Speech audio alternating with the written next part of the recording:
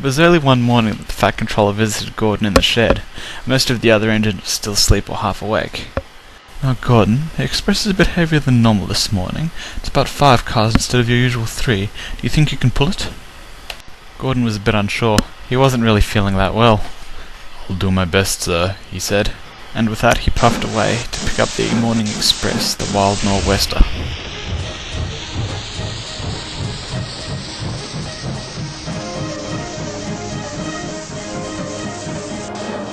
But as he backed down onto his express, the pain in his boiler began to grow worse. "I'm not sure if I can do this, driver," he said. "Don't worry," his driver replied. "We'll do what we can. I'm sure you'll be fine, Gordon. You just need a bit of a run-in." Back at the shed, James was taking on water, and he was growing impatient. He had to take a slow goods to the junction with Thomas's branch line, and he just wanted to get it over and done with. "Hurry up," he called to Percy. "I haven't got all day to wait around for a slow engine like you." Percy puffed up indignantly. "These things are 8 tons each," Percy replied, annoyed. "Well, if you're too weak to work in the yard, Percy, you should go back to the branch line and get ducked back here. Don't know why you two wanted to swap jobs anyway. A strong engine like me'd never have a problem with a heavy train."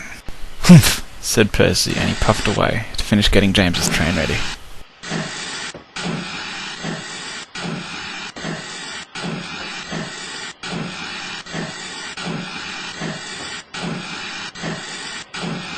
Percy was still fuming as he backed down onto the rest of James's train. Donald, waiting in the next siding with the goods for the other railway, had seen the whole thing. Dinna fash yourself, Percy. You ken what he's like, especially when it comes to trucks." But despite Donald's advice, Percy was still cross. He hoped he'd have a chance to get James back soon. Out on the main line, Gordon's boiler problems were getting worse. By the time they reached Tidmouth, he could barely pull his train. He limped sadly into the station. Soon, James arrived with his goods. "What's wrong, Gordon? Run out of puff?" "My boiler tubes have collapsed," Gordon replied. "I'll need to go to the works to be mended." "But what about the express?" "You'll have to take it, I suppose. Hope it's not too heavy for you, little James." "I'm sure I can manage." Their drivers agreed, and the station master arranged it with the Fat Controller. James moved off to shunt his goods train into a siding.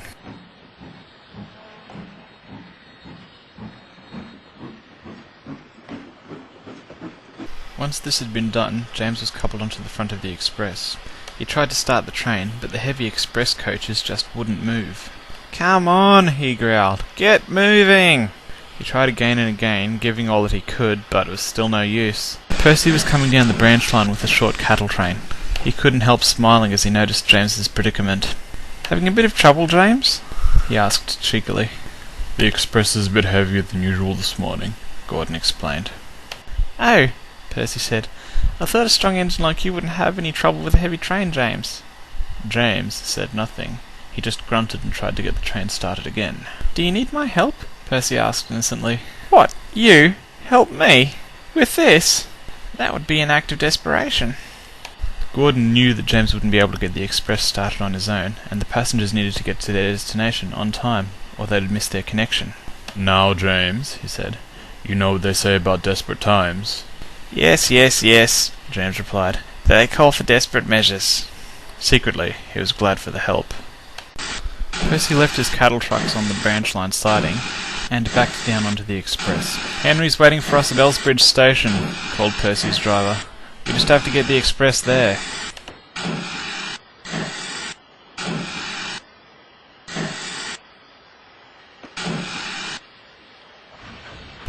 "Good luck," said Gordon as Percy and James strained to get the train moving. "Get it moving, get it moving, get it moving," chuffed James as the heavy express began to move out. We're doing it," puffed Percy.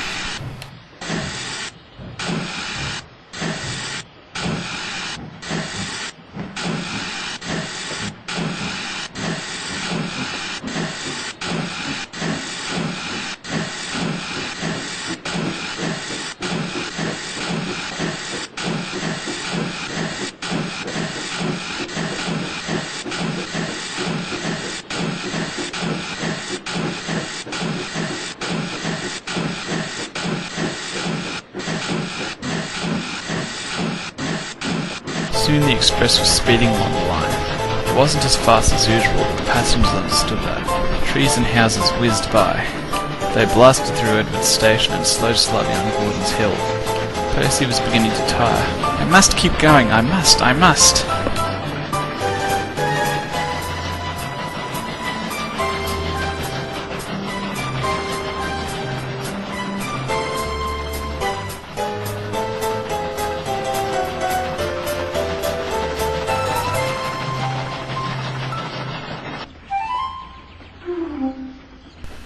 It was with a sigh of relief that both engines finally pulled into Elsbridge Station. Henry was waiting there, as promised. I'll take it from here, he said. You two go and have a rest. It looks like you've earned it. I'm sorry, Percy, James said as they puffed away. I guess you're not weak after all.